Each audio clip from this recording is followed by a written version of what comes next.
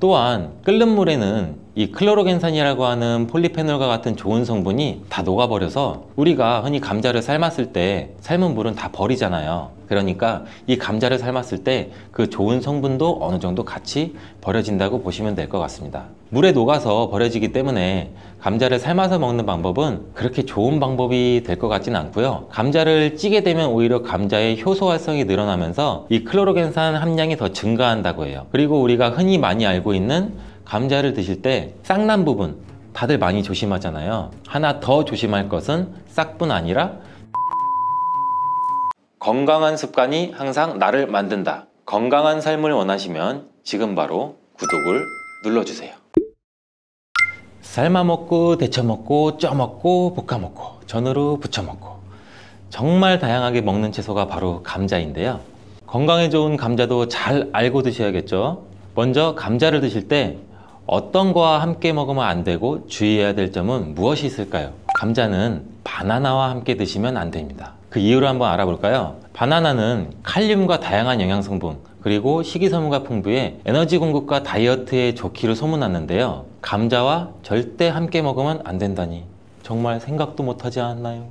나트륨을 배출하는데 도움을 주기로 유명한 칼륨은 바나나뿐만 아니라 감자에도 풍부하게 함유가 되어 있습니다. 함께 드시게 되면 칼륨이 몸속에 과다하게 들어오고 그렇게 되면 세포의 수분 균형이 깨져 근육과 신경에 과도한 이완을 초래할 수 있고 근육의 무력감과 만성 손발 저림을 넘어 심하면 심장 부정맥을 일으킬 수가 있습니다. 또 혈압 상승도 같이 일으킬 수가 있고 함께 드시지 않고 따로 드시게 되면 이 칼륨은 우리 몸에 정말 좋은 효능을 발휘하는데 몸속 나트륨을 배출할 뿐만 아니라 칼륨은 혈관을 확장해서 몸속의 노폐물도 원활하게 배출되도록 도와줍니다. 또한 이 감자의 풍부한 칼륨은 알칼리성으로 혈액의 산성화를 방지해서 뼈에서 칼슘이 빠져나가는 것도 막아주고 마그네슘과 같이 근육의 수축과 이완에 큰 도움을 줘서 다리나 종아리 근육의 갑작스러운 경련을 예방해주는 역할도 같이 해주기 때문입니다. 따라서 감자는 고혈압, 동맥경화, 뇌졸중 이러한 심혈관 질환뿐만 아니라 뼈와 근육의 건강에도 많은 도움을 주기 때문에 정말 다양하게 조리해서 맛있게 드실 수가 있습니다. 근데 여기서 우리가 조리할 때 주의할 점도 있어요. 바로 감자전이나 감자튀김은 우리 몸에 독이 될 수 있다는 것입니다. 감자튀김이나 감자전 굉장히 맛있죠. 정말 맛있죠? 케찹에 찍어 먹고 마요네즈에 찍어 먹고 근데 이러한 감자전이나 감자튀김이 칼로리가 굉장히 높고 비만과 심혈관 질환을 유발할 수 있는 이 트랜스 지방이 굉장히 많이 포함되어 있어서 건강에 해롭다는 사실은 굉장히 많이 들어보셨을 거예요. 이 감자를 튀기게 되면 아크릴 아마이드라는 유해 물질이 굉장히 많이 발생하게 됩니다. 튀긴 감자 굉장히 맛있는데 감자와 고구마와 같이 이러한 탄수화물이 많은 식품을 굉장히 높은 온도로 굽거나 튀길 때 생성되는 이 아크릴 아마이드는 암을 유발하고 뇌신경의 단백질을 손상시켜 알츠하이머성 치매, 파킨슨병의 위험을 증가시킨다고도 알려져 있습니다. 이러한 이유로 아크릴 아마이드는 세계보건기구와 국제암연구소에서 유해물질로 지정된 매우 위험한 물질인데 이런 위험한 물질을 굳이 일부러 만들어 먹을 필요는 없겠죠. 그렇다면 튀김 말고 어떻게 먹어야 되나? 감자를 삶아서 소금이나 설탕을 찍어 먹는 것 이것 또한 좋아하시는 분들 굉장히 많을 거예요. 근데 물속에 넣어서 삶는 것보다는 감자는 찜기에 쪄서 드시는 게 굉장히 좋습니다. 감자에는 클로로겐산이라고 하는 폴리페놀 성분이 다량 함유가 되어 있는데 이 폴리페놀 성분이 특히 좋은 기능을 굉장히 많이 해요. 이 폴리페놀은 항암 효과가 있고 항산화 작용도 굉장히 강력하기 때문에 세포의 손상을 방지하고 세포의 변형도 방지해주는 기능이 있어 항암 작용도 있다라고 알려져 있고 이 클로로겐산이 심장질환의 위험성 정도도 감소시켜 줄 수 있습니다. 그리고 피부 건강에도 감자가 도움이 될 수 있는데 이는 과산화 지질을 방지해주는 기능도 있습니다. 지질, 지방,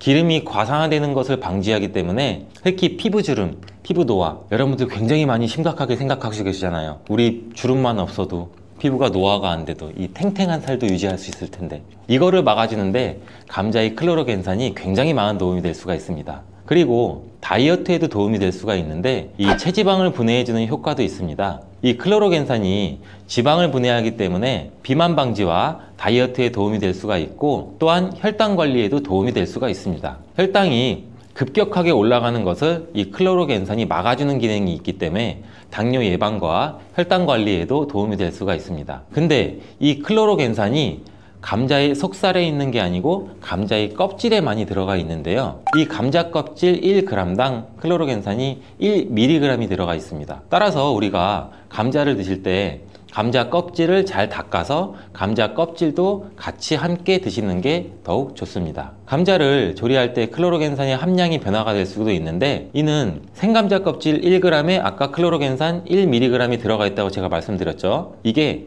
감자를 삶았을 때는 클로로겐산이 1mg에서 0.6mg로 감소하고, 또 오히려 찜기에 쪘을 때는 이 클로로겐산 함량이 1.6mg 정도로 높게 변형이 되고, 또 구웠을 때는 가장 낮게 0.2mg 정도 그램밖에 들어있지 않습니다. 또한 끓는 물에는 이 클로로겐산이라고 하는 폴리페놀과 같은 좋은 성분이 다 녹아버려서 우리가 흔히 감자를 삶았을 때 삶은 물은 다 버리잖아요. 그러니까 이 감자를 삶았을 때 그 좋은 성분도 어느 정도 같이 버려진다고 보시면 될 것 같습니다. 물에 녹아서 버려지기 때문에 감자를 삶아서 먹는 방법은 그렇게 좋은 방법이 될 것 같지는 않고요. 감자를 찌게 되면 오히려 감자의 효소 활성이 늘어나면서 이 클로로겐산 함량이 더 증가한다고 해요. 그리고 우리가 흔히 많이 알고 있는 감자를 드실 때 싹난 부분 다들 많이 조심하잖아요. 하나 더 조심할 것은 싹뿐 아니라 이 녹색으로 변한 감자입니다. 감자 싹에는 솔라닌이라고 하는 독성 물질이 포함되어 있는데, 이거는 섭취해서 안 된다는 건 이미 모두 잘 알고 계시잖아요.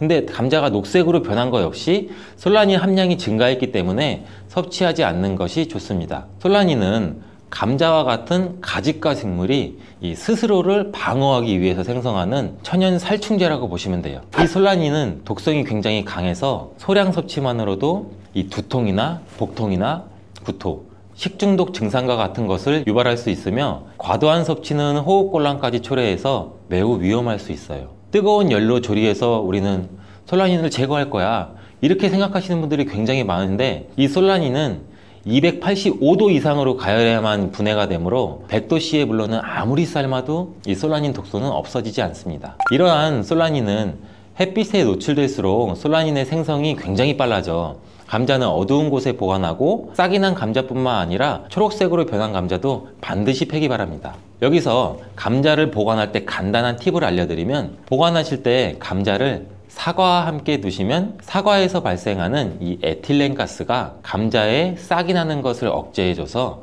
감자를 더 오래 신선하게 보관할 수 있습니다. 자, 그럼 감자 요리를 할 때 버터에 굽고 치즈를 올려 드시면 맛있잖아요. 아, 벌써 군침이 도는데, 근데 이러한 버터랑 치즈가 문제가 될 수가 있어요. 그 맛으로만 본다면 감자와 치즈, 버터의 만남은 최고의 풍미를 자랑하는데 건강에는 최악이랍니다.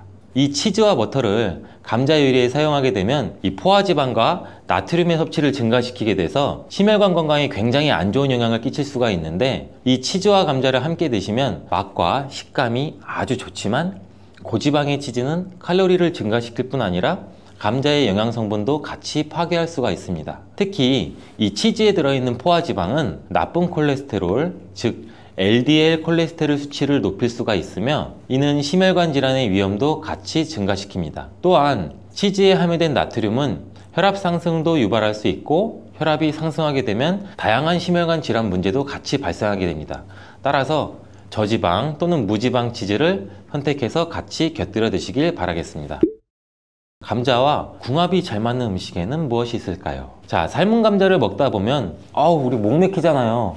이때 우유 드시는 분들 굉장히 많으시죠. 저도 어렸을 때 감자를 설탕에 찍어 먹거나 소금에 찍어 먹고 있으면 엄마 목말라! 엄마가 물을 안 줘요. 왜 물을 안 줘? 근데 그때 엄마는 우유를 주셨어요. 저희 부모님은. 어른들의 지혜가 굉장히 대단하다고 생각해요. 저는 이때 우유를 드시면은 아주 잘 선택한 거예요. 감자를 먹게 되면 좋은 이유 중 하나는 풍부한 단백질을 섭취할 수 있다는 건데, 감자가 탄수화물 덩어리로 알려져 있는데 실제로는 고품질의 단백질도 함유하고 있어요. 이 감자의 단백질은 우유와 계란에 이어서 흡수율이 굉장히 높으며 콩보다 우수한 단백질로 여러 군데에서 평가받고 있습니다. 하지만 감자에는 비타민 A, 칼슘, 지방이 부족한데 우유가 감자의 부족한 영양 성분을 완벽하게 보충해줘요. 반면에는 우유에는 비타민 C가 부족한데 감자의 비타민 C가 풍부해서 서로의 궁합이 쿵짝쿵짝 굉장히 잘 맞는 거죠. 감자를 우유와 함께 갈아 마시거나 따뜻한 감자 스프를 만들어 드시는 것도 매우 좋습니다. 감자를 껍질째 조리해서 우유와 함께 드시면 혈당 상승 걱정 없이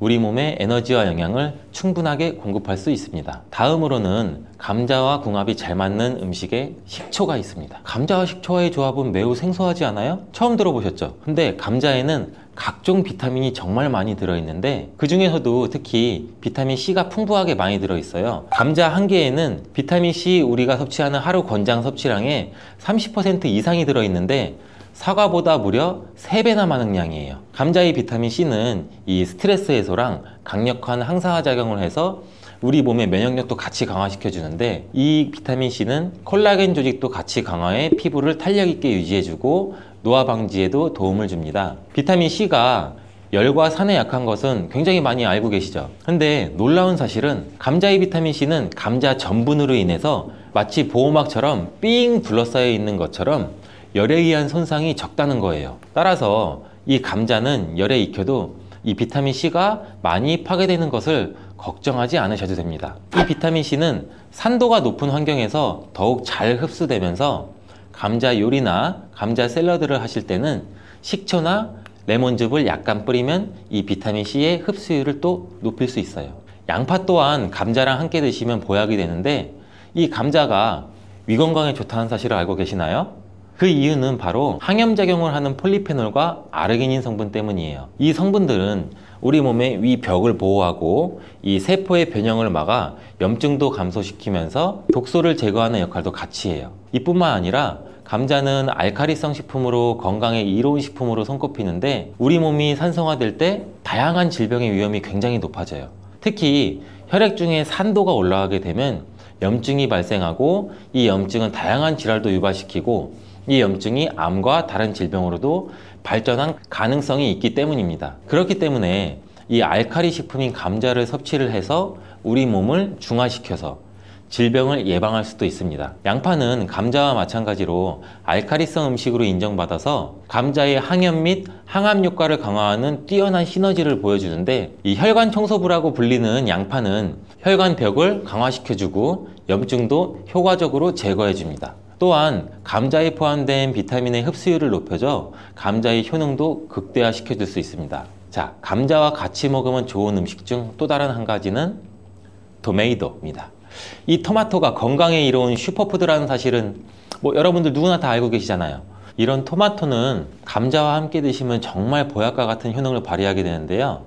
토마토와 감자를 함께 섭취하는 것은 항산화 물질과 비타민의 섭취를 증가시키며, 특히 토마토의 라이코펜과 감자의 비타민 C는 함께 작용해서 신체의 항산화 작용을 극대화시켜줍니다. 이 둘의 만남은 우리 면역 체계를 강화시켜주고 염증도 감소시켜서 전반적인 우리 몸의 건강을 증진하는 데 도움을 줄 수 있습니다. 이 토마토와 감자는 심혈관 건강을 강화하고 혈압을 조절하는 데 도움도 줄 수 있는데, 이 풍부한 섬유질과 항산화 물질은 장내 환경도 개선해 주기도 합니다. 또한 콩과 식물들도 감자와 함께 먹으면 정말 좋은데요. 이들은 함께 먹으면 균형 잡힌 영양 성분을 섭취하게 됩니다. 이 콩과 식물은 식물성 단백질, 섬유질, 철분, 마그네슘과 여러 비타민을 포함해서 심혈관을 건강하게 해주고 소화기관의 건강 개선과 혈당 조절에 훌륭한 효능을 발휘합니다. 따라서 당뇨병도 예방할 수 있고, 혈당을 조절해주면 혈관이 건강하게 유지되고, 혈관의 건강은 또 치매 예방에도 큰 역할을 해주는 거예요. 콩과 식물과 감자를 함께 섭취하는 것은 이 단백질과 필수 미네랄의 훌륭한 조합을 만들어 주기도 해요. 포만감을 유지시켜주고 장기적인 에너지 공급도 지원하고, 감자의 복합 탄수화물과 잘 어울려 식후에 급격한 혈당 상승도 억제해줍니다. 오늘은 감자에 대해서 알아봤는데요. 오늘 저녁 반찬은 감자를 곁들여 먹는 것이 어떨까요? 건강한 습관이 나를 만든다. 기억하시고 오늘도 맛있는 검은콩이 건강에 좋다는 사실 모두 다 알고 있을 텐데, 특히 내장 지방을 없애서 뱃살을 빼는데 좋다고도 알고 계시는 분들도 있으실 거예요. 그런데 정작 우리의 뱃살은 빠지지 않고 콜레스테롤 수치도 낮아지지도 않는데, 그건 바로 먹는 방법에 문제가 있기 때문이에요. 물론 검은콩은 몸에 좋은 역할을 하는 효능도 많이 있지만, 어떻게 먹느냐에 따라서 오히려 몸에 독이 될 수도 있고 반대로 효능을 극대화시킬 수도 있어요. 그래서 검은콩에 대해 아주 잘 알고 드셔야 됩니다. 그렇다면 검은콩은 도대체 뭐가 그렇게 좋은 걸까요? 검은콩과 이것을 함께 드시면 혈관이 살아나고 내장 지방도 줄어들게 됩니다. 검은콩 드실 때 제발 이렇게 드세요. 그래야 내장 지방도 녹아내리고 치매도 예방할 수 있어요. 검은콩이 건강에 좋다는 사실 모두 다 알고 있을 텐데, 특히 내장 지방을 없애서 뱃살을 빼는데 좋다고도 알고 계시는 분들도 있으실 거예요. 또한 검은콩은 혈관에 쌓이는 콜레스테롤 수치도 낮춰주는 효과가 있다고 하는데, 그래서 볶아서도 먹고 밥에 넣어서도 많이 드시지 않아요? 그런데 정작 우리의 뱃살은 빠지지 않고 콜레스테롤 수치도 낮아지지도 않는데, 그건 바로 먹는 방법에 문제가 있기 때문이에요. 물론 검은콩은 몸에 좋은 역할을 하는 효능도 많이 있지만, 어떻게 먹느냐에 따라서 오히려 몸에 독이 될 수도 있고 반대로 효능을 극대화시킬 수도 있어요. 그래서 검은콩에 대해 아주 잘 알고 드셔야 됩니다. 이미 잘 알고 계시는 것처럼 검은콩은 대표적인 블랙푸드예요. 물론 검은 깨와 흑미도 요새 건강식으로 굉장히 많이들 찾으시는 식품인데, 이 블랙푸드라는 게 말 그대로 껍질이 검정색이라서 블랙푸드인데, 그렇다면 검은콩은 도대체 뭐가 그렇게 좋은 걸까요? 검은콩의 효능 중에 첫 번째는 항산화 효과예요. 검은콩에는 이 플라보노이드라는 강력한 항산화 성분이 풍부하게 들어있는데, 이 플라보노이드는 식물세포에 존재하는 물질로 항산화 작용을 통해서 우리 몸이 산화되고 산화 스트레스를 줄여주는 역할도 해요. 산화 스트레스라는 게 뭐냐면, 우리 몸의 세포가 손상되는 원인 중에 하나로 환경적인 요인도 있고 염증, 그리고 우리 몸의 자연적인 대사 과정에서 발생되는 스트레스라고 생각하시면 돼요. 이러한 산화 스트레스로 인해서 우리 몸에 활성산소라는 물질도 생겨서 세포가 손상되고 노화를 일으키고 다양한 질병도 만들 수가 있는 거예요. 근데 검은콩에 들어있는 이러한 항산화제인 플라보노이드는 우리 몸의 세포의 손상도 예방시켜주고 우리 몸의 이 산화 스트레스도 줄여줘요. 노화를 느리게 하고 심장질환, 암, 알츠하이머 이런 질병과 같은 여러 가지 질병의 위험을 줄이는 데도 도움이 되는데, 그렇기 때문에 검은콩은 플라보노이드 함량으로 인해 우수한 항산화 식품으로 많이 알려져 있습니다. 검은콩의 효능 이 두 번째는 혈당 조절에 좋습니다. 이 혈당이란 간단히 말하면 우리 몸에서 음식을 소화하면서 만들어지는 당을 말하는 건데, 이 당이 우리 몸의 에너지를 만드는 데는 꼭 필요해요. 혈당이 없으면 안 돼요. 우리 몸은 죽어요. 근데 또 당이 너무 많아지게 되면 몸에 나쁜 영향을 미칠 수가 있죠. 그래서 우리 몸은 이 당을 잘 조절을 해야 돼요. 그렇다면 이 검은콩이 어떻게 혈당을 조절하는 걸까? 바로 이 검은콩 안에는 단백질과 식이섬유가 많이 들어있는데, 이 단백질은 우리 몸을 튼튼하게 하고 만드는 데 도움을 주고, 식이섬유는 포만감을 느끼게 해서 먹는 양을 줄일 수 있게 도와줘요. 여기서 이 식이섬유 역할이 굉장히 중요한데, 이 식이섬유는 당이 너무 빨리 우리 몸에 흡수되는 걸 막아줘요. 이렇게 되면 당이 천천히 몸에 흡수돼서 혈당이 급격하게 오르는 것을 막아주게 되겠죠. 그럼 검은콩의 세 번째, 콜레스테롤 수치 조절입니다. 이 검은콩에 콜레스테롤 수치를 낮추는 데 도움이 된다고 알려져 있는데, 이 콜레스테롤은 우리 몸이 필요로 하는 지방 중에 하나인데, 이게 너무 많으면 혈관을 막아 심근경색이나 뇌혈관 질환 등등 일으키는 원인이 되겠죠. 근데 검은콩에 들어있는 식이섬유는 우리 몸에서 콜레스테롤을 흡수하는 걸 줄여주는 역할도 해요. 그 중에서 특히 검은콩에 들어있는 이 용해성 식이섬유라는 것은 콜레스테롤과 결합을 해서 이걸 바깥으로 배출되는데 도움을 주죠. 이거 말고도 검은콩에는 이 불포화 지방산이라는 건강한 지방도 풍부하게 들어있어요. 이 불포화 지방산은 나쁜 콜레스테롤인 LDL 콜레스테롤을 줄이고 좋은 콜레스테롤인 HDL 콜레스테롤을 늘려주는 역할도 해요. 이렇게 해서 우리의 심장 건강을 유지하는 데 도움을 줄 수가 있겠죠. 검은콩의 효능 네 번째는 눈 건강에 좋아요.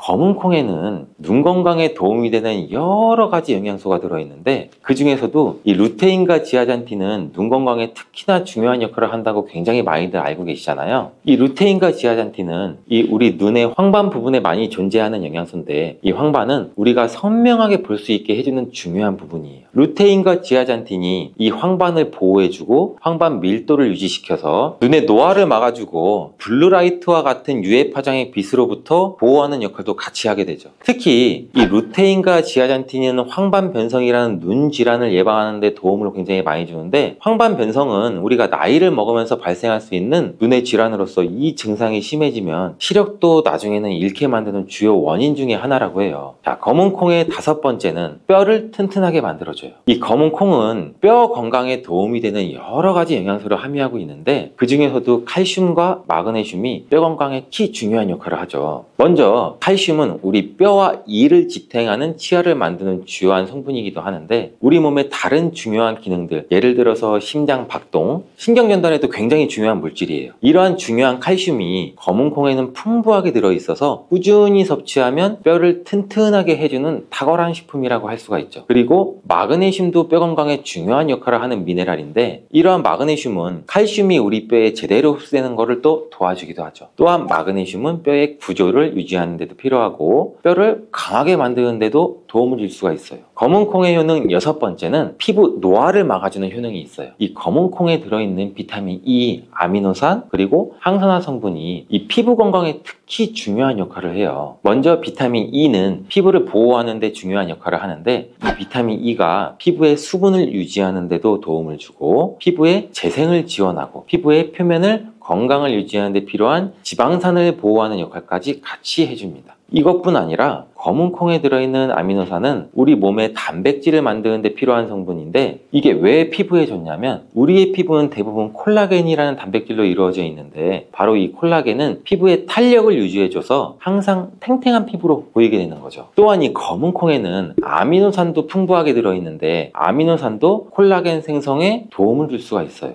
검은콩의 효능 7번째는 치매를 예방하는 효능이 있어요. 이 검은콩에는 오메가3 지방산이라는 불포화 지방산이 들어있는데 이 오메가3 지방산은 우리 몸이 스스로 생성하지 못해요. 식품을 통해서 섭취해야 되는 필수 지방산인데 이 오메가3 지방산이 뇌 건강에 매우 중요한 영향이 있다는 게 중요한 포인트예요. 이 우리 뇌는 약 60%가 지방으로 이루어져 있고 이 중에 대부분이 오메가3 지방산인 DHA로 구성되어 있어요. 오메가3가 뇌세포막을 구성해서 이 신경 전달 물질의 생성과 기능에 관여도 하고 또 학습 능력과 기억력도 향상시키는데 굉장히 큰 도움을 준다고 해요. 또한 이는 뇌에 있는 염증을 줄여주고 뇌세포도 보호하게 되는 역할도 하는데 이것은 뇌의 노화를 자연스럽게 막아주고 뇌질환도 예방하는 데 도움을 줄 수 있다는 거죠. 결국 이러한 오메가3 지방산은 치매와 같은 뇌질환의 위험을 감소시키는데 매우 효과적이라고 할 수가 있어요. 검은콩의 효능 8번째는 흔히 알고 있는 탈모 예방에 탁월해요. 검은콩에는 모발에 영향을 주는 비타민 B 성분이 풍부하고 모발의 성장에 필수 성분인 이 시스테일이라는 물질이 가득한데 이 성분들이 혈액순환에도 도움을 줘서 탈모도 예방이 되고 이 흰머리, 새치가 생기는 것도 막아주는 모발 건강에 정말 좋은 성분이라고 할 수 있어요. 정말 검은콩의 효능 어마어마하지 않아요? 그러니까 나이가 들면 들수록 꼭 드셔야 되는 음식이라고 생각하고 드셔야겠죠. 근데 이렇게 어마어마하게 몸에 좋은 검은콩도 드실 때 주의해야 될 점이 있어요. 아무리 좋다고 해도 과다 섭취하면 안 되는 거 아시죠? 검은콩에는 피틴산이라는 성분이 들어있는데 식물이 생장하는 과정에서 필요한 미네랄을 저장하는 역할을 해요. 이 성분이 과도하게 우리 몸에 섭취가 되면 우리 몸에서 필요한 미네랄인 칼슘, 철분 등의 흡수를 막을 수가 있어요. 또한 이 검은콩은 단백질과 식이섬유가 풍부해서 잘 익히지 않고 먹으면 소화가 잘 되지 않을 수도 있어요. 요리하시기 전에 우리가 충분히 물에 불리고 완전히 익혀 드시면 되는데 하루 섭취 권장량은 약 50g 정도로 종이컵 1컵 정도의 양이면 충분하다고 할 수가 있어요. 밥하실 때 특히 서리태 같은 검은콩 많이 넣잖아요. 오늘부터는 충분히 물에 불리시고 무조건 많이 넣는다고 좋은 건 아니니까 적당량을 잘 넣어서 드시면 좋겠어요. 검은콩을 드실 때 다른 음식들과 같이 섭취하게 되는데 밥 지을 때 넣거나 다른 음식과 같이 먹기도 하는데 같이 먹이면 오히려 독이 되는 음식이 있다는 거 아시나요? 검은콩과 함께 먹으면 독이 되는 음식 첫 번째는 우유입니다.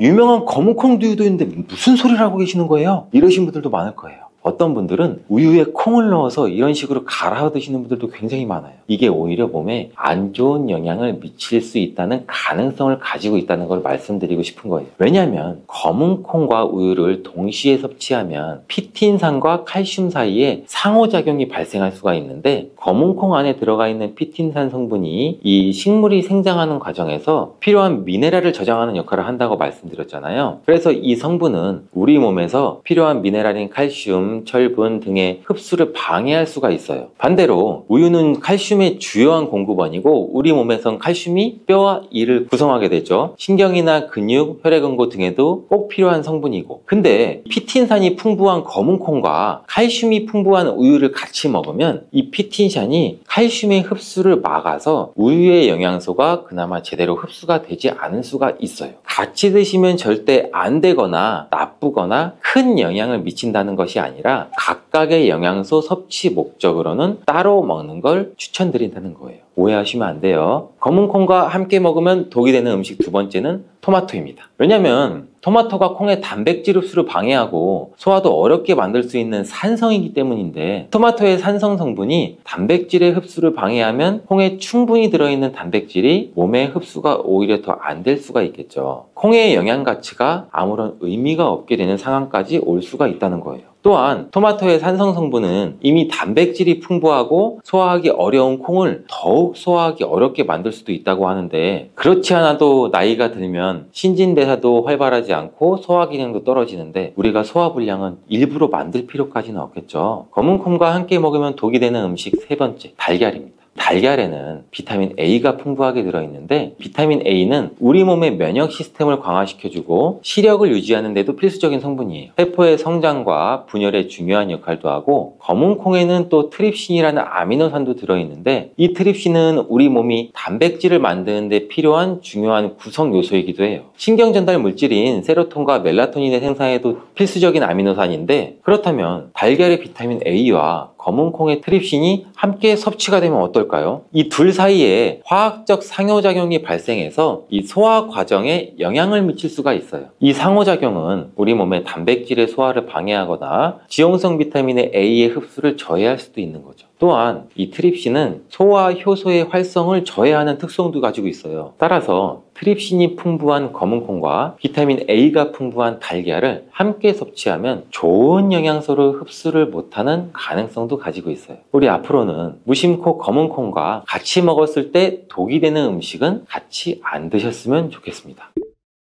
그렇다면 같이 먹을 때 궁합이 정말 잘 맞는 음식도 있지 않을까요? 정말 찰떡궁합인 음식들도 있어요. 검은콩과 궁합이 정말 잘 맞는 음식 첫 번째는 흰 쌀밥이에요. 이미 다들 밥에 검은콩을 넣어서 드시잖아요. 밥하고 검은콩은 그만큼 궁합이 굉장히 잘 맞는다고 알고 계신 거죠. 검은콩에 들어있는 이 식이섬유는 소화 과정에서 천천히 분해되고 흡수돼서 장기간 동안 포만감을 유지시키는 데 도움이 되는데, 이 밥과 함께 섭취하면 이런 효과가 더욱 증가하게 돼서 우리 다이어트에도 굉장히 효과적이라고 해요. 또한 검은콩에는 이 저항성 전분이라는 성분이 들어있는데, 이 성분은 혈당 수치의 급격한 상승을 막아주기도 해요. 흰 쌀밥에는 탄수화물이 많아서 흰 쌀밥을 많이 드시면 우리 몸의 혈당 수치가 급격히 상승을 할 수가 있어요. 근데 검은콩과 함께 섭취를 하면은 혈당 수치를 완화하는 데 도움이 되는 거죠. 이처럼 검은콩과 흰 쌀밥을 같이 먹으면 충분한 영양소 섭취, 포만감, 혈당 조절, 이렇게 일석삼조의 효과를 누릴 수가 있으니 정말 찰떡궁합인 거예요. 검은콩과 궁합이 잘 맞는 두 번째 음식은 당근이에요. 당근에는 비타민, 미네랄, 식이섬유 다양한 영양소를 함유하고 있는데, 특히 또 루테인이 풍부해요. 이 당근은 항산화 효과, 눈 건강을 유지하기에 굉장히 좋은 재료인데, 이 검은콩과 루테인이 풍부한 당근을 함께 섭취하면 콩의 단백질이 당근의 영양소를 흡수를 돕는 동시에 당근의 루테인이 콩의 영양소 흡수도 마찬가지로 도와요. 서로 소화가 잘 되게, 영양소 흡수가 잘 되게 도와주는 음식인 거죠. 이 당근 말고도 시금치와 같은 채소도 같은 역할을 하니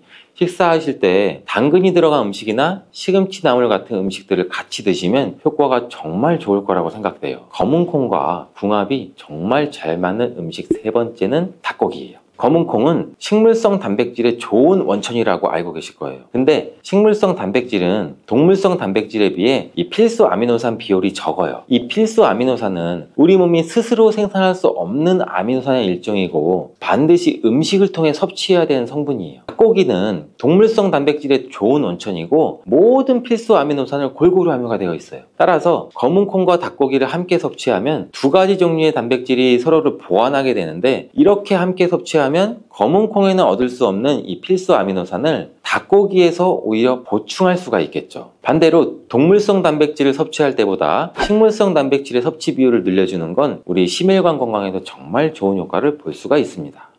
국제의학 바이오저널의 연구에 따르면 블루베리의 이 폴리페놀 성분과 우유의 단백질의 이 친화성 때문에 블루베리와 우유를 함께 먹게 되면 블루베리의 항산화 성분이 대부분 파괴된다고 발표했어요. 그리고 우유에 함유된 칼슘은 블루베리의 이 안토시아닌 성분과 만나면 킬레이터가 된다는데, 이것은 둘이 결합해서 덩어리를 만든다는 거예요. 그러면 당연히 불용성 물질이 되겠고 침전물이 생기고 우리 몸에서 녹거나 흡수가 되지 않겠죠. 그래서 몸 밖으로 배출이 된다는 소리예요. 이 과정에서 우리 몸에 머물면서 소화되지 않기 때문에 위와 장에 굉장히 큰 부담을 줄 수가 있고, 이 때문에 블루베리와 우유를 자주 섭취하거나 위와 장이 약하신 분들이 드실 경우에는 위장에 염증도 유발할 수 있고 위장관 질환이 생길 수가 있겠죠. 특히 신체 기능이 많이 떨어져 있고 나이가 많이 드신 분들이 이렇게 지속적으로 계속 드시면 위장에 안 좋을 수 있으니 주의해서 드시길 바래요. 블루베리 주스를 만들어 드실 때는 우유 대신 오트밀이나 물을 첨가해서 드시는 게 좋겠죠. 우유가 블루베리와 맞지 않는다고 해서 요거트도 맞지 않는다는 것은 아니에요. 요거트는 발효 과정을 거쳐 단백질이 쉽게 분해되기 때문에 항산화 성분의 흡수율을 오히려 높여줘요. 요거트에 냉동 블루베리를 얹어서 먹는 것은 좋은 블루베리를 먹는 방법이 되겠습니다. 블루베리를 드실 때 주의하셔야 할 분들도 있어요. 블루베리에는 살리실산이라는 성분이 있는데 이것 때문에 알레르기 반응을 일으키는 분들이 간혹 있거든요.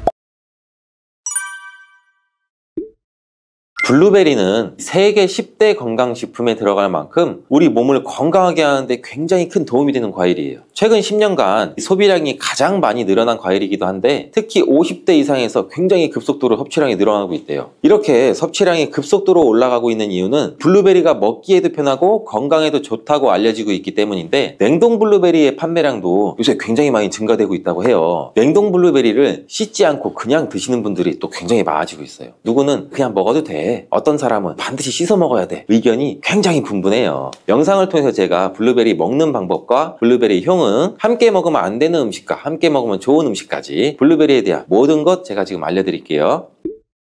먼저 냉동 블루베리를 씻어야 되느냐 그냥 먹어도 되느냐 제가 정리해 드릴게요. 결론부터 말하자면 씻어서 드시는 것이 안전하다입니다. 먼저 냉동 블루베리를 구입하셨다면 식품의 유형을 한번 확인하시기 바래요. 식품 유형에 과체 가공품이라고 적혀 있다면 씻어서 냉동한 블루베리이기 때문에 그냥 드셔도 되시긴 해요. 근데 식품 유형에 농산물이라고 표기가 되어 있다면 이것은 씻지 않고 냉동되어 유통된 블루베리이기 때문에 반드시 씻어서 드시는 게 좋아요. 근데 간혹 식품 유형이 표기가 되어 있지 않은 제품들도 있는데 이런 제품은 당연히 씻어 드시는 게 좋겠죠. 2022년 한국소비자연맹에서 현재 시중에 판매되고 있는 냉동과일, 블루베리, 망고, 딸기 등등 제품을 선정해서 안전성 평가를 했는데 과체 가공품 같은 세척과일 제품에서 미생물, 잔류농약, 곰팡이, 독소 등의 검사에서 규격 기준에는 적합하긴 했지만 이 미생물과 잔류농약이 검출된 제품들도 있었어요. 이 자료를 바탕으로 한다면 이 냉동 블루베리 제품도 이미 씻어서 유통이 되고 있다고 할지라도 한 번 정도는 씻어 드시는 게 좋겠어요. 블루베리 씻는 방법은 흐르는 물에 약 30초 정도만 씻어주면 되는데 깨끗이 빡빡 씻는다고 블루베리를 물에 오래 담가두거나 흐르는 물에서도 오래 씻으면 안 돼요. 블루베리에 함유된 안토시아닌 성분은 수용성이기 때문에 영양소가 다 빠져나가 버릴 수 있어요. 잔류 농약 또한 수용성이기 때문에 흐르는 물에 약 30초 정도만 씻어도 충분하니 걱정 말고 드셔도 괜찮습니다. 블루베리는 특별히 생과일보다 냉동 블루베리가 이 안토시아닌 함량이 높다고 해요. 이 시드니의 뉴사우스 웨일즈 대학의 연구진이 블루베리를 건조, 냉장, 냉동했을 때 핵심 영양소가 어떻게 변화되는지 실험을 했는데 안토시아닌의 함량이 블루베리 1g당 생과일일 때는 7.2mg, 냉장 보관했다가 2주가 지났을 때는 5.7mg로 줄었고 건조했을 때는 4.3mg로 더욱 줄었대요. 근데 냉동 한 달 후에는 8.1mg으로 오히려 생과일 때보다 늘어났고 냉동 3달이 지나자 7.9mg로 소폭 줄었지만 역시 생과일 때보다 많은 함량이 확인되었다고 해요. 실험 결과로만 보면 블루베리는 냉동으로 드시는 것이 가장 많은 영양분을 섭취할 수 있다는 말이 되겠네요. 추가로 눈 건강이나 심혈관 질환, 당뇨 등에 도움이 많이 되는 시중에 이 안토시아닌 함량이 개런티된 영양제도 많이 나와 있으니 꼭 블루베리나 빌베리와 같은 영양제를 드시려면 건강기능 식품으로 제조된 안토시아닌이 최소 뭐 50mg 개런티 된 제품을 드시는 게 굉장히 좋겠죠. 그렇다면 다른 채소나 과일은 냉동했을 때 핵심 영양소의 함량이 어떻게 될까요? 이 영양소에 따라 보존력이 강한 것도 있고 약한 것도 있는데, 딸기의 한 종류인 이 라즈베리는 폴리페놀 성분이 핵심 영양소예요. 생과일일 때보다 냉동일 때가 킬로그램당 폴리페놀 함량이 약 100mg 정도 상승하는 것으로 나타났고, 당근의 경우에는 핵심 영양소가 이 베타카로틴이라는 거 많이들 알고 계시잖아요. 냉동 보관했을 때 3개월이 지나면 베타카로틴의 함량이 현저히 떨어져요. 이렇듯 냉동 채소, 냉동 과일은 핵심 영양 성분에 따라서 함량이 높아질 수도 있고 낮아질 수도 있어요.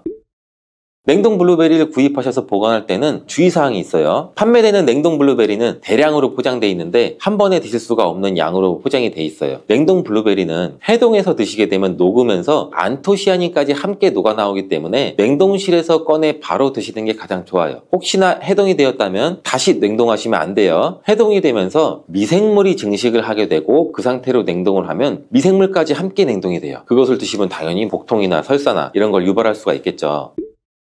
블루베리의 핵심 영양소인 안토시아닌은 폴리페놀의 일종으로 식물에 굉장히 많이 함유된 청자색을 띠는 성분이에요. 블루베리의 색깔이 짙은 보라색을 띠는 것은 바로 이 안토시아닌 성분 때문에 그런데, 안토시아닌의 과일변 함량에서는 빌베리 블루베리가 가장 높은 함량을 가지고 있는 것으로 알려져 있는데, 안토시아닌 함량이 높고 좋은 빌베리일수록 우리가 먹었을 때 입안에 보랏빛으로 착색이 심하게 되는 경우가 많아요. 인공색소가 아니기 때문에 전혀 걱정 안 하셔도 되고, 10분 정도 지나면 자연이 없어지니 시중에 빌베리, 블루베리가 포함된 건강기능 식품을 드셨을 때 오히려 착색이 되더라도 전혀 걱정하지 않으셔도 돼요. 안토시아닌의 가장 큰 효능은 눈을 건강하게 한다는 것. 이 안토시아닌은 로놉신의 제합성을 촉진시켜서 이 시력을 보호하고 백내장이나 안구건조 등 망막염 등 눈질환을 예방하기도 해요. 눈의 피로와 노화를 방지해서 초기 근시도 예방하는 것으로 알려져 있는데, 강력한 항산화 물질인 이 안토시아닌은 우리 몸의 활성산소를 제거해서 세포의 노화를 방지해 주는데 뇌세포의 노화까지 같이 예방을 해준다고 해요. 폴리페놀 성분인 이 안토시아닌은 우리 뇌의 신경세포를 보호해주고 신경 전달 물질의 분비를 촉진시켜 뇌기능도 향상시켜주면서 뇌의 해마를 자극해서 기억력도 향상시키고 치매를 예방하는 데도 도움을 줄 수가 있다고 해요. 이 테로스틸벤 성분이 뇌의 신경 전달 물질인 도파민과 노르에피네프린의 분비를 촉진시켜서 집중력을 향상시키는 데에도 도움을 주는 것으로 알려져 있고요. 간단히 말하자면 블루베리를 꾸준히 섭취하시면 기억력, 집중력을 향상시키고 치매를 예방하는 데에도 조금이나마 도움을 줄 수 있다는 거예요. 또한 활성산소를 제거하는 이 안토시아닌은 피부 미용에도 굉장히 좋은 효능을 발휘하는데, 이 피부 노화를 방지할 뿐만 아니라 염증을 제거하고 억제하는 효과도 있어 여드름 피부를 개선하는 데에도 도움이 돼요. 또한 비타민과 미네랄이 풍부해서 피부를 건강하게 유지하고, 풍부한 안토시아닌과 비타민C는 피부의 수분을 유지하는 데도 도움을 주고 주름도 예방하고 피부 톤도 밝게 하는 데도 도움을 줄 수가 있죠. 그리고 풍부한 식이섬유는 장의 운동을 촉진시켜주고 장내의 노폐물도 흡착하고 배출을 시켜서 피부 트러블 개선하는 효과도 같이 가지고 있어요. 나이가 들면서 머리 숱도 줄어들게 돼서 탈모를 걱정하시는 분들도 굉장히 많은데, 블루베리가 탈모 예방에도 굉장히 효과적이에요. 블루베리에 들어있는 이 안토시아닌은 튼튼한 모발이 자라날 수 있도록 모낭세포를 자극해주고 두피세포의 노화를 예방해서 탈모를 또 예방하게 되는 거예요. 블루베리에 함유된 또 비타민C는 머리카락 조직 형성에 필수적인 성분이고 콜라겐 생성을 촉진시킬 수 있는 성분이어서 모발을 강화하고 두피 건강을 증진하는 데에도 굉장히 큰 도움이 돼요. 항산화 성분이 안토시아닌은 머리카락 세포도 송산시키는 이 자유라디칼을 제거하고 머리카락 손상을 예방하는 데 도움이 돼서 탈모를 또 예방하는 그런 원리죠. 블루베리는 당뇨의 위험이 있는 분들한테 굉장히 큰 도움이 되거든요. 블루베리, 빌베리는 혈당 수치를 낮춰주고 당분을 에너지원으로 사용하는 이 신진대사의 과정을 촉진해주는 효능이 있어요. 미국의 당뇨병 협회는 빌베리, 블루베리를 당뇨병 슈퍼푸드라고 부르면서 블루베리를 꾸준히 드시면 인슐린 감수성을 향상시키고 혈당을 낮추는 데 도움이 된다고 발표했어요. 블루베리에 대한 연구를 굉장히 많이 진행을 했는데, 하루에 약 150g의 블루베리를 섭취한 실험군은 혈당 스파이크의 발생이 현저히 낮아졌고 인슐린 수치 또한 낮아진 것으로 확인되었다고 발표했어요. 블루베리에 함유된 이 안토시아닌뿐만 아니라 칼륨, 비타민 B6는 또 심장 건강을 지키는 데 굉장히 큰 도움을 주는데, 이 성분은 우리 몸의 콜레스테롤과 혈액의 지방을 감소시켜서 혈액순환을 또 원활하게 해준다고 해요. 이러한 효능으로 심장마비나 협심증을 일으키는 죽상동맥경화증을 예방하는데 굉장히 큰 도움을 주게 되죠. 또한 호모시스테인이 우리 몸에 과다하게 축적이 되면 혈관을 손상시켜요. 그리고 혈전을 생성해서 이 심장마비, 뇌졸중 이런 심혈관 질환을 유발할 수 있는데, 블루베리의 풍부한 엽산과 비타민 B6는 호모시스테인의 축적을 방지해서 심혈관 질환도 예방할 수가 있어요. 블루베리를 많이 드시는데 이 블루베리 잎에는 관심이 별로 없는 것이 사실이에요. 블루베리 잎이 열매의 항산화 효능보다는 뛰어나다고 하는 사실 알고 계신가요? 블루베리 잎은 열매보다 이 안토시아닌 함량이 또 높고, 또한 폴리페놀의 일종인 클로로겐산의 함량도 높아서 열매보다 항산화 효과가 20배에서 30배 정도 높은 것으로 알려져 있어요. 굉장히 놀랍지 않아요? 이러한 블루베리 잎은 차로 우려서 드시면 되는데, 물 1리터 정도에 잎 약 4g 정도를 넣고 10분 정도 끓인 후에 식혀서 드시면 돼요. 블루베리가 새콤달콤 맛이 난다면 블루베리 잎차는 구수한 맛이 나더라고요.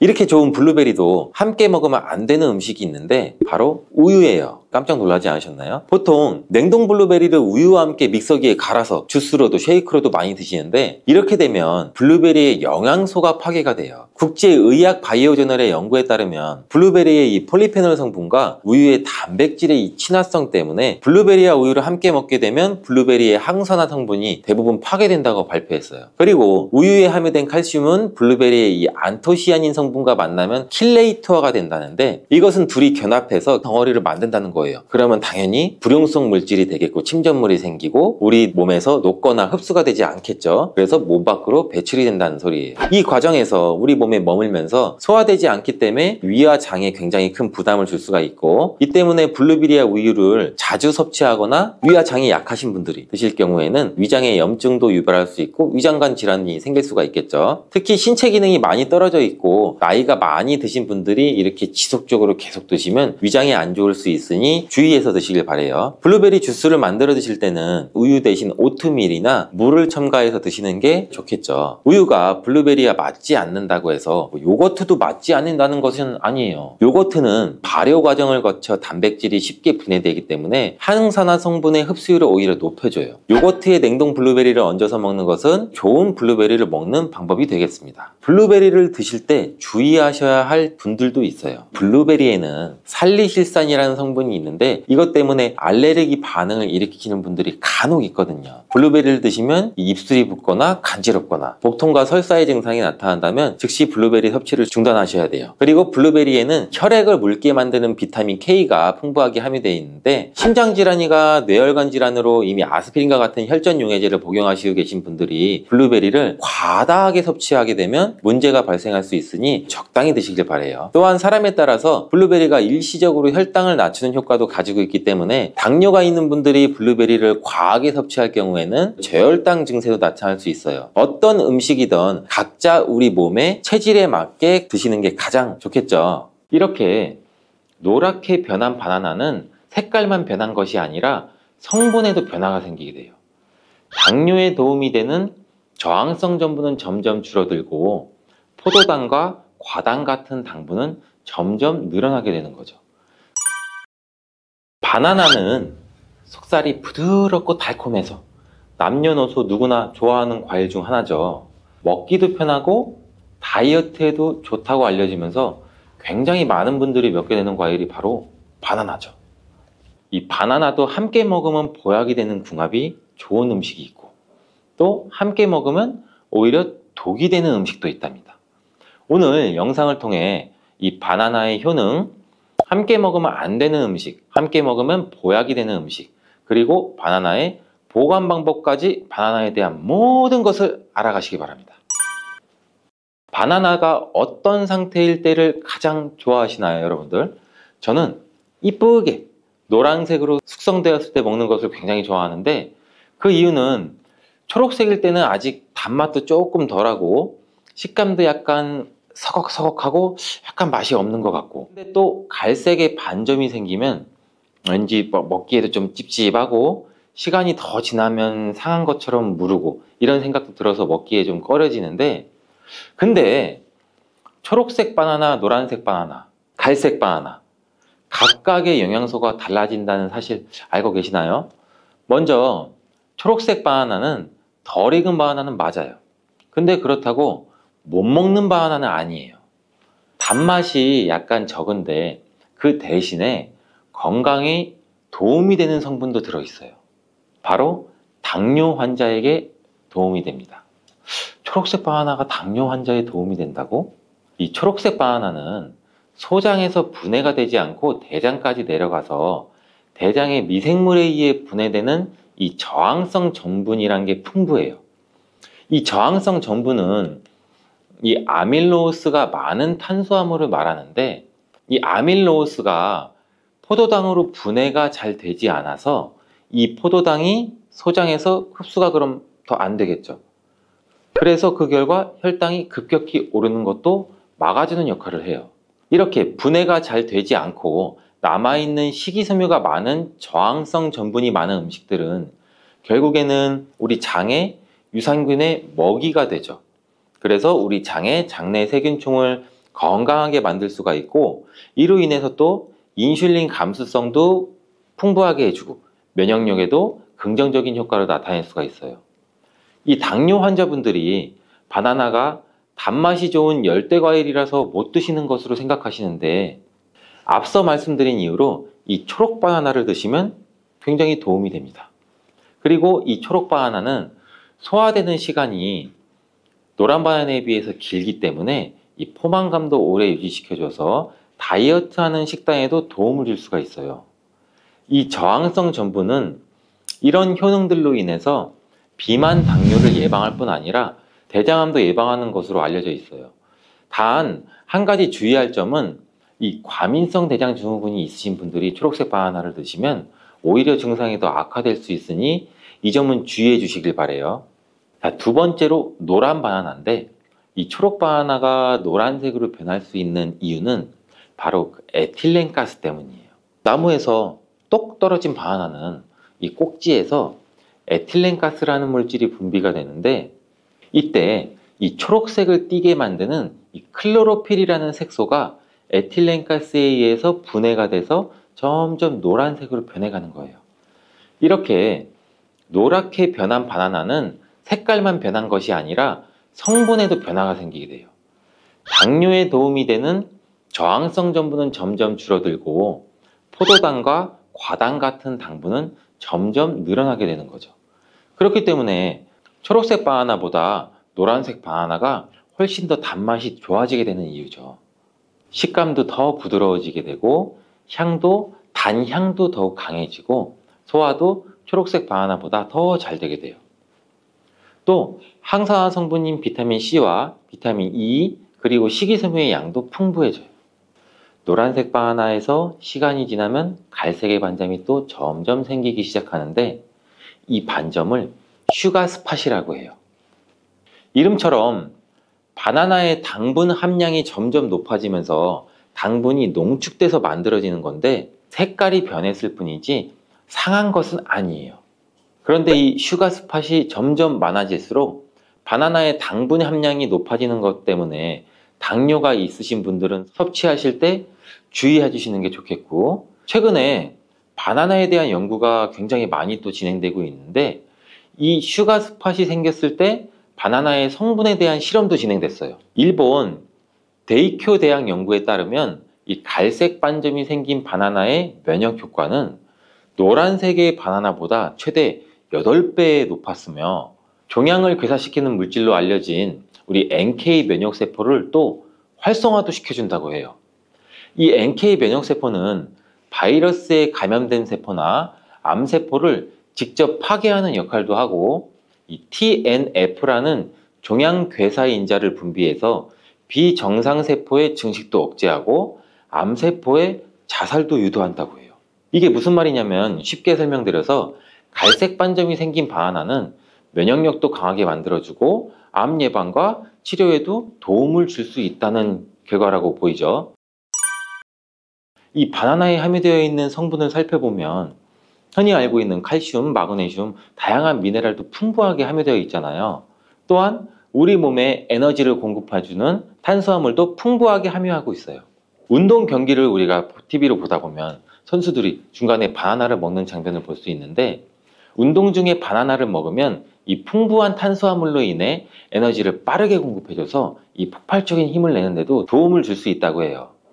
나이가 들면서 점점 몸 안의 호르몬이나 에너지 균형도 깨지고 건강도 점점 안 좋아지게 되는데, 특히 혈관 건강에 문제가 생기는 경우가 굉장히 많이 있어요. 이 혈관 건강에 문제가 생기면서 나타나는 대표적인 증상이 고혈압이 되겠죠.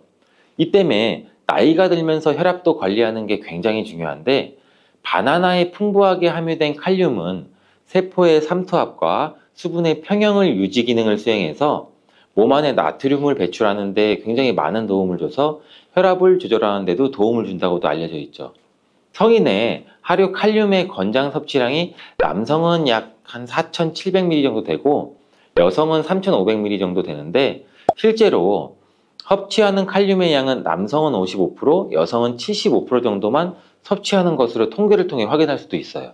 칼륨이 체내에서 부족하게 되면 혈압도 오르고 우리 심장에 무리도 줄 수 있으면서 이 근육의 경련도 일어나게 돼요. 또 힘이 빠지는 무기력증 등의 대표적인 증상도 나타날 수가 있죠. 또 바나나 한 개에는 하루 권장 섭취량의 약 15%의 칼륨이 함유되어 있어 우리가 부족한 칼륨을 보충하는데 탁월한 도움도 줄 수 있죠. 또 바나나에는 비타민 B6도 풍부한데, 이 비타민 B6는 피리독신이라고 불리우는데 인체의 기능을 정상적으로 유지하는 데 굉장히 중요한 역할을 하는 수용성 비타민이에요. 이 비타민 B6는 우리 신경 전달 물질을 생산하는데, 특히 행복 호르몬이라고 불리는 세로토닌의 합성에도 굉장히 중요한 역할을 해요. 이 세로토닌은 행복감과 안정감을 느끼게 해주고 우리 몸의 스트레스도 완화시켜주고 또 식욕을 조절해서 체중 감량에도 도움을 주고 수면의 질도 향상시켜 피로회복에도 도움을 주는 성분이에요. 이러한 효능으로 우울증, 불안장애, 불면증, 이렇게 정신질환도 같이 예방되고 치료하는 데에도 활용되는 성분이 세로토닌이에요. 쉽게 말해서 바나나를 섭취하면 행복감을 높일 수 있는데 도움을 줄 수 있다는 거죠. 또 비타민 B6는 우리 몸의 호모시스테인 농도도 조절해줘서 이 심혈관 질환이나 뇌혈관 질환도 예방하고 단백질을 분해해서 몸에 에너지를 공급하는 데도 도움을 줘서 우리 바나나를 먹으면 힘이 나는 거예요. 이렇게 좋은 효능이 있는 바나나도 함께 먹이면 오히려 독이 되는 식품이 있는데, 그 첫 번째가 바로 우유예요. 엥? 우유? 바나나 우유? 이 그렇게 유명한 바나나 우유도 있는데 무슨 말을 하는 건지 이렇게 생각하시는 분들도 있죠. 맞아요. 우유에 풍부한 칼슘은 흡수가 잘 안 돼서 다른 미네랄 성분이 필요한데, 대표적으로 비타민 D와 마그네슘이 칼슘의 흡수를 도와주죠. 바나나의 칼륨과 함께 우리 몸속에 나트륨을 배출해주는 효능도 극대화시켜주기도 하는데, 이 우유에 풍부한 트립토판도 세로토닌의 분비도 도와줘서 바나나와 함께 행복도를 높이는데 탁월한 효능을 발휘하기도 해요. 하지만 이러한 효능도 소화를 잘 시켰을 때 이야기예요. 이 소화력이 좋은 분들한테는 이런 효능을 누릴 수 있지만, 나이가 들면 들수록 소화가 잘 안 되시는 분들이 바나나와 우유를 함께 드시게 되면 이 불용성인 바나나가 위 속에 오래 남아있게 되고, 바나나의 유기산과 당분이 우유의 풍부한 단백질, 칼슘과 결합해서 소화가 더 어려워지게 된다고 해요. 바나나가 우유의 결합물이 위와 장에서 과발효가 일어나고 소화기관에 무리가 주게 된다는 얘기죠. 이렇게 되면 위염이나 식도염 등 다양한 질환이 나타날 수 있고, 계속되면 만성질환이 나타날 수도 있고, 위 건강이 안 좋으신 분들이나 위가 약하신 분들, 소화가 잘 안 되시는 분들은 주의해서 드시라고 말씀을 드리는 거예요. 그렇다면 장 건강에 도움을 주는 바나나와 함께 먹으면 좋은 음식은 없을까요? 있습니다. 바로 오트밀이에요. 바나나에 함유한 섬유질은 대부분 불용성이기 때문에 이 장내의 이물질을 흡착해서 변의 부피를 크게 하는 데는 도움을 줄 수 있어요. 이 때문에 바나나를 지속적으로 먹으면 좀 과하게 먹으면 변비에 걸리기도 하죠. 이를 방지하려면 수용성 섬유질이 필요한데, 오트밀에는 이 수용성 섬유질이 50% 이상이나 함유되어 있어서 바나나와 오트밀을 함께 섭취하게 되면 섬유질의 균형이 잘 맞아서 변을 무르게 해서 배변도 원활하게 해주고 장 건강에도 도움을 줄 수 있답니다. 또한 이 콜레스테롤의 배출도 도와줘서 혈관 내에 나쁜 콜레스테롤의 수치도 낮추는 데에도 도움을 줄 수가 있고요. 바나나와 함께 독이 되는 음식 두 번째는 바로 고구마예요.